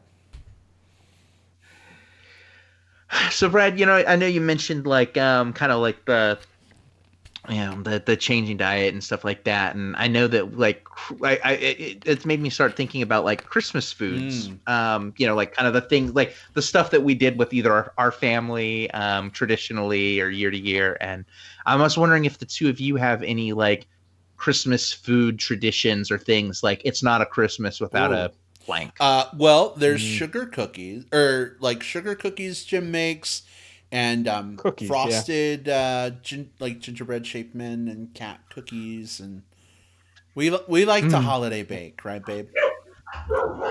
Yeah. Oh yeah. The other thing is my Italian salami bread. Yes, so good. Oh yeah, it's basically like you roll out some dough, put down a bunch of cheese and some Genoa salami, and you roll it up and make like a big calzone kind of. It's amazing. and you slice it. Yeah, I know. It's gonna be terrible this year not having that. We are having I feel that. like We have to have We'll that. make it at the cabin. We'll Yes. make it at the cabin. Yes, please. Here we it go. almost feels like Ouch. even if you're like cutting back on certain things, you can make exceptions in some Yeah. cases for those like I mean, it's one of those traditions. things where like you make concessions, right? Like instead of the large fries, you have the small fries. Instead of 10 pieces of salami bread, I'll have 2, but it will still be amazing. Maybe 4. We'll see. I think that's one of my like I was reading your this is a little off of Home Alone, but like I was reading the thing that you'd been posting on social media kind of about, about your journey and the things going in. I had to say I was even telling Scott about this. I really appreciated the way that you looked at things because I think so many people are like, if you don't do Nail through the whoa, foot. oh god, that nail in the foot. Where did we see that before? Oh yeah. Yeah, A Quiet Place. Look at that quiet face. Quiet Place. But yeah, a lot of people are saying if you don't do exactly this, if you don't like cut exactly these things out, then you're doing it wrong. Yeah. And I think that there's so much to be said for like you can do a lot of things as long as you do them like in moderation and consciously. So I love your approach. Well, thank you, Will. I appreciate that. Oh God. Flamethrower. Don't move your head or anything. Will, just to circle back while he's cooling his head off, do you guys have any holiday cooking traditions? Ouch. Yeah, so our family goes like, and I'm doing quotation marks, and they are very traditional with our Thanksgiving and Christmas food. Usually kind of the same style of meal. We always do like turkeys and hams and stuffing dressing type thing and mashed potatoes. It's always like the mashed potatoes are like my home base. Pie, cranberry sauce, like all of those things. Like our Thanksgiving and Christmas are very similar in that regard. This year was a challenge because I cut out meat this year. And so but I didn't want to like not have those same experiences because that's what my holiday is. And so I found ways of having like, turkey substitute turkey roast so that I could still have my turkey and gravy and all that stuff. It's pretty amazing the things they have out there now, right? To try and help folks who are trying to be a little healthier, you know what I mean? Or change things up. It's just unfortunate that stuff is so much more expensive than normal food. But it's good to have those options. It's one of those things where we're definitely like on this like precipice. I know that like I'm fortunate living in Austin for those types of things because like the substitute foods are like so easy to find at a variety of different stores. But I know that I live in a place that's very conducive to that. And if I lived back home, I grew up in like a 30,000 person small town, smallish town. And like those options didn't exist. Oh, fucking stepping on Christmas glass ornaments with no shoes on. First of all, he really is an idiot because he went through the window and did not like look where he was stepping.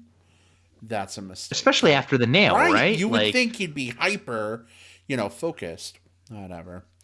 Jordan Riley wants to know, Jim, if you and I ever go to the gym together. Has that ever happened? Oh, yes, it has.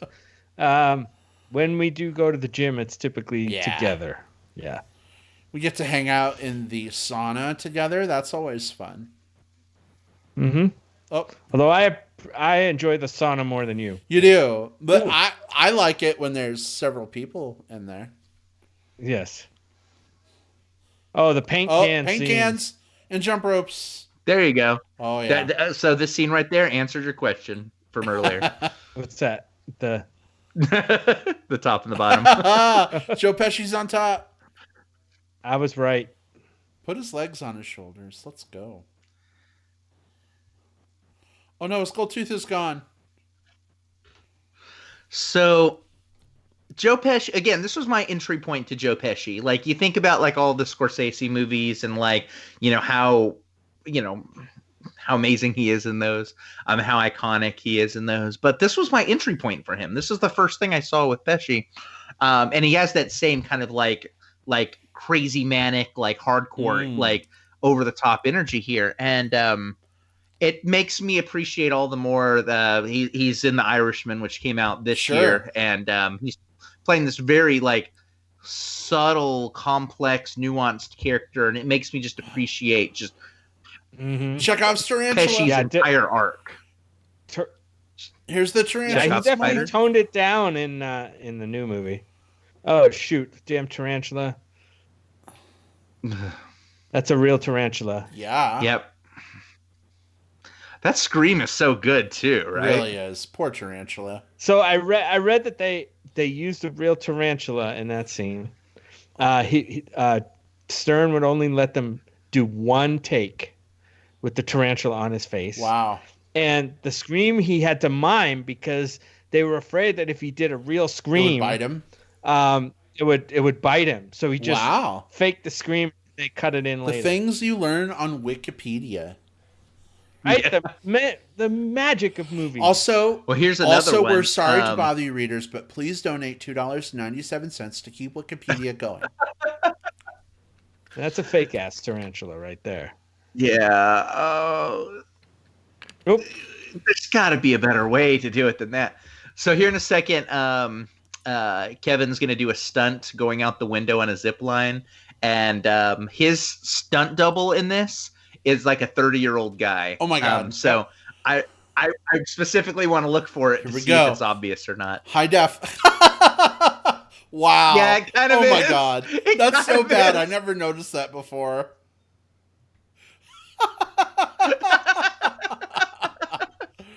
Oh, that's so bad.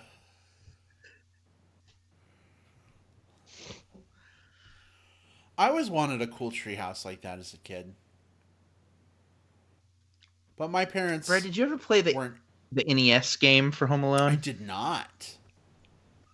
It was... I mean, it was kind of whack, actually, but like it was like you're basically running around the house, think kind of like elevator action style. Like it's like just sort of like a cross set of the shot of the house, and you kind of go up the different floors and they're running around. But you could and you just had to survive as long as you could. And there was a little zip line out to the treehouse, and nice. I always think about that, because I did zip line down that damn thing like so many times. It was like the only way to get out of like funny. A hot trouble. Wait a second. Would you really try and like go hand over hand on that rope? No. But come on. They're not the brightest bulbs. You know what I mean? They're not the sharpest tools in the shed. But the other thing I noticed is obviously they're way more interested in getting this kid than they are robbing the house at this point, right? Oh, that's a super good point. Like, oh, cool, he's got out. Like, just start loading shit up and get the hell out of there. There's not enough tension on that rope for two full-grown adults hanging from it. Come on. Nope. That is a nope rope.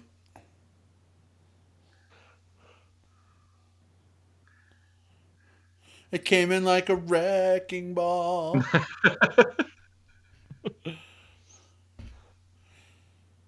Gosh, now I'm wondering if like Rule 34 or whatever is in play and like Marvin Harry porn is out there on the internet. Okay, Google, let's see here.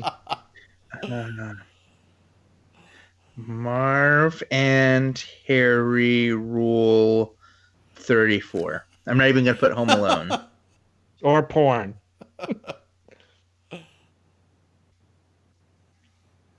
This was back in the day when they used real incandescent Christmas lights. Right.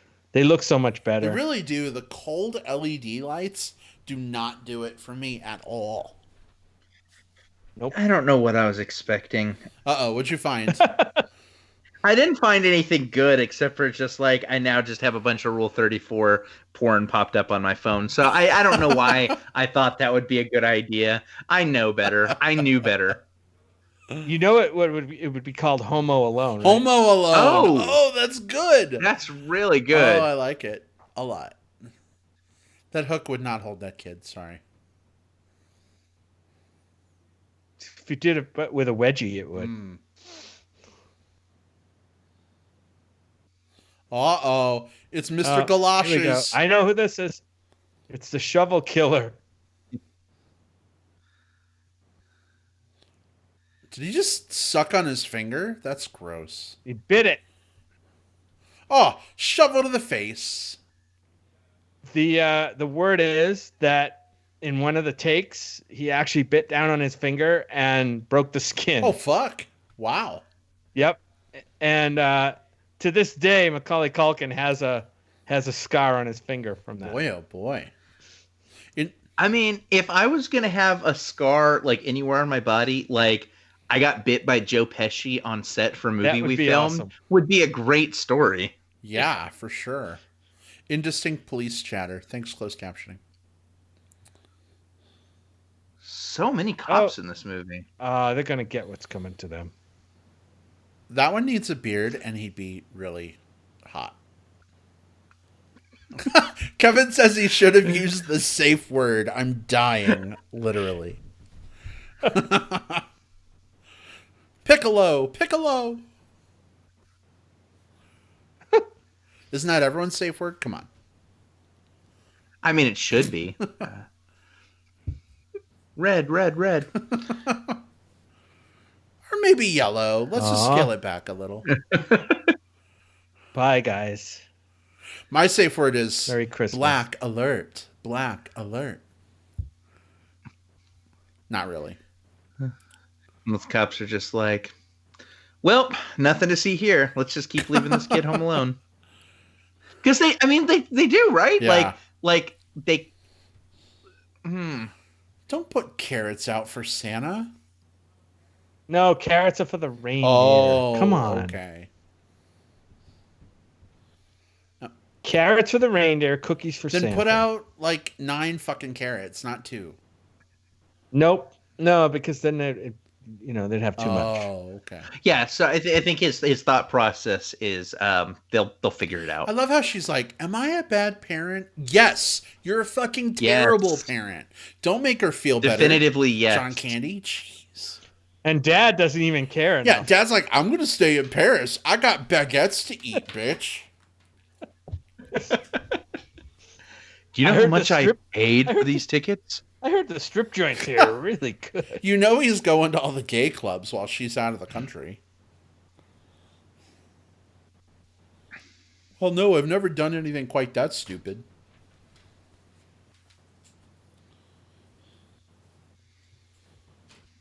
Oh, John Candy.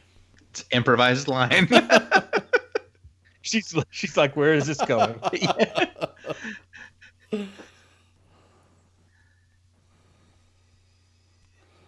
Has anyone ever ridden in the back of a budget or U-Haul truck like that? I sure haven't. I haven't. That seems like it would be cool. Like you could like put some furniture down and make it like a little apartment back there. That seems like the type of thing that would be like Snow. Oh my gosh, so that's like Home Alone, like the college years, just like he has to defend his the little like the car that he's living out of. Yeah. Oh, Kevin's waking up in his 4,000 thread count sheets. I don't buy it for a minute.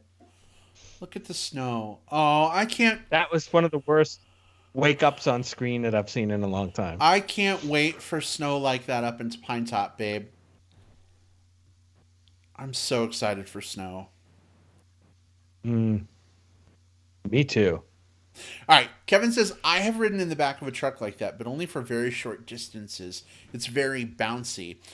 That could come in handy for certain activities in the back of a U-Haul truck. Oh my God. Wow, Brad. Yeah. Yeah, black and blues. I mean, I'd do those activities with Gosh, something black and blue. This house, like, great. Like, they absolutely knew, like, man, we've got this location. Let's film the front of it as often as possible. Right? Like, oh, this movie makes me want to watch Krampus again. it makes me want to watch. There's a movie called Better Watch Out. I don't know if you guys have seen it. It's a horror movie. Bear director, actually. Oh, yeah? But kind of a Christmas horror movie where they do some traps and there's like a paint can a moment too, but it goes differently. Oh, she's so touched. It's a little more real. She's so touched by him decorating for the holidays and putting up the stockings. How do you get that place cleaned up? Right? That's what I want to know. All the paint and tar and grease. Ugh. Slap her, Kevin. Slap her for leaving you. No. He's going to silent treatment her. Kevin is going to start doing the math. And at a certain point, he's probably realizing, like, wait a minute. Mom, I want an Xbox. Okay, Kevin. I want 2 Xboxes. Okay, Kevin. She's like what's an Xbox? Right. You can pretty much use this for the rest of your life, right? Just like, Kevin, I need you to go to your room. Are you gonna fly away to another country while I'm in my room? Do you remember what happened? Fine, stay out do you remember here. what happened the last time you sent me to my room, Mom? Hey, Jordan in the chat says Black Christmas comes out this Friday and he can't wait. I don't even think I've heard of this movie. It's I am super into it. It's just sort of like a kind of a slick teen kind of remake ish of like the Black Christmas horror movie. Final Girl Christmas movie. And it looks pretty interesting. Like, it's gonna be kind of teen slashery, and you have to kind of like that type of thing. But I do. Black Christmas, I stabbed you in the heart. One of those Christmas movies I like where the annoying kids are the ones who get killed. Kind of like Krampus, right? Yeah. Doesn't Krampus? Yeah. Honey, remember how you like rushed home to get to our kid? Well, we just decided to fuck around and wait. And hey, we showed up 10 minutes after you did. After you went through all this shit for 24 hours of traveling.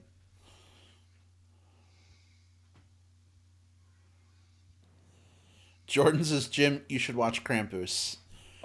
See, I saw Krampus. I remember that it offered some great. Yeah, I loved Krampus. Annoying kid kills. In fact, I might say, and I could be wrong on this, but I might say check out the MBP archive. I think we did a Krampus show. Pretty sure didn't we? we reviewed Krampus. Too. Yeah, we've done so many at this point. Right? I don't remember. I think we did that one. Episode 347 or 346 or something? This is 347. Yeah. His gold tooth? Aw, put it in your mouth. They don't sparkle like that. Come on. Bing! Dad's like, is this Uncle Joe's? Is this actual gold? Because... Honey, which hookup belongs to this gold Listen, tooth? The dad makes so much money, it's not even worth his time to stop and pick up that gold tooth. Aww. Yeah, like what's he gonna do? Like, sell it to put another statue in his intense and crazy yard? Serial Griller's son is home for the holidays, guys. He brought his whole family. With his family. Aww. And Kevin's like, God, I wish they were my parents.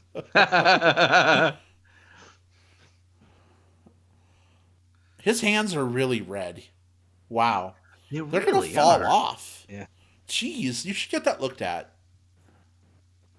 They made him stay out there in the snow and make snowballs all day. Yeah. Grandpa, make snow angels with me. I would, but I'm dying, kid. I just want some warmth. I'll never be warm again. Dahoo, bore, dahoo. Oh, God, my parents now have to deal with them. Well, here's the thing. Kevin can blame it all on the crooks. Oh, that's a good know what I point. mean? Like, what are you going to say? Epilogue coming. Oh, Kevin, no, what did you do to my epilogue. room? Oh, no, the guys that tried to murder me while you guys were in Paris did that. Did they steal my, $20 and look at my porn? Yeah, they must have. They must have. Aw, the credits are rolling. Wow, has it been an hour and 42 minutes already? It flew by for me. That's crazy.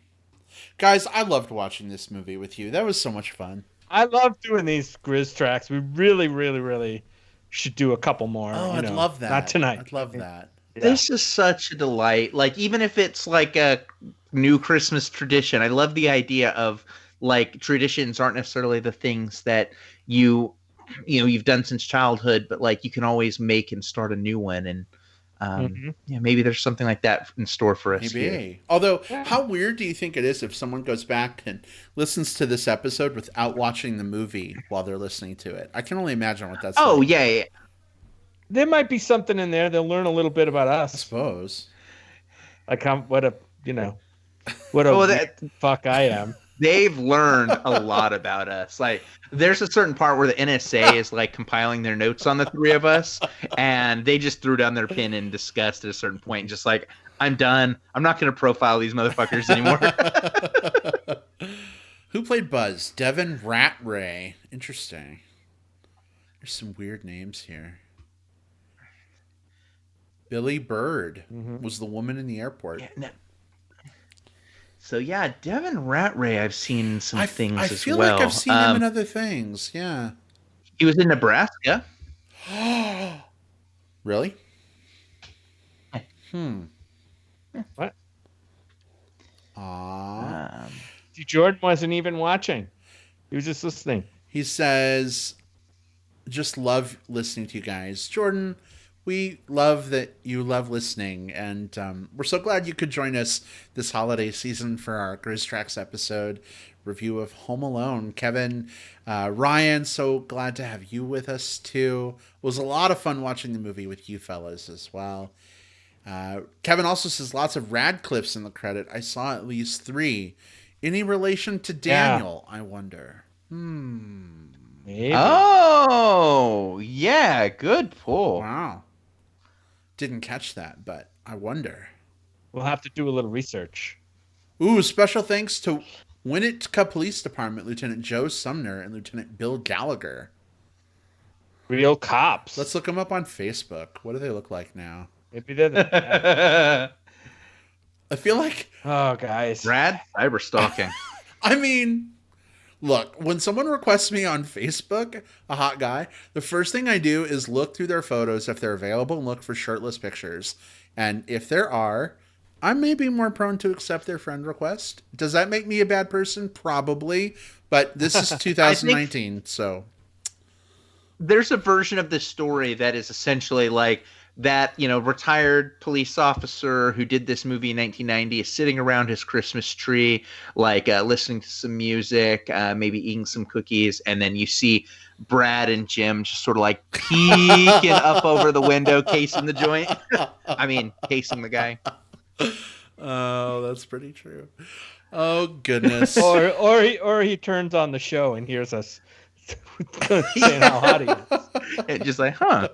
Oh, and now we have all these after credits. Yeah, all right. Hold on. I'm officially closing the Disney Plus window, guys. The movie is ended. I am too. All right. I'm turning my video back on because we turned video off while we were watching. Hey, I can see you guys again. Yay, guys! Hey, all right. Still here. Jordan says, Brad, I'm pretty sure you added me on Facebook, and I did the same thing to your Facebook.